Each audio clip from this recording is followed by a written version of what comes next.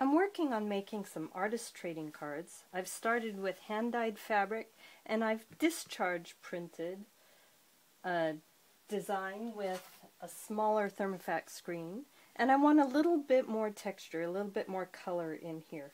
So I've got the same design on a larger Thermofax screen, and I don't want this image to be overpowering, so what I'm beginning with is transparent base or clear medium. All of the different textile paints have it. It's basically textile paint with no pigment in it. So you can work with just the transparent base and work that in, or you can add just a tiny bit of a color to it. I've got a brush with a little bit of purple paint already in it, and if you mix that with the transparent, you get kind of these really interesting ghost prints.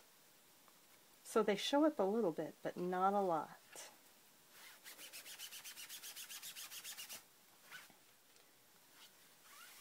I'm holding the screen up to kind of keep the back from touching the places where it's already got a lot of wet paint on it.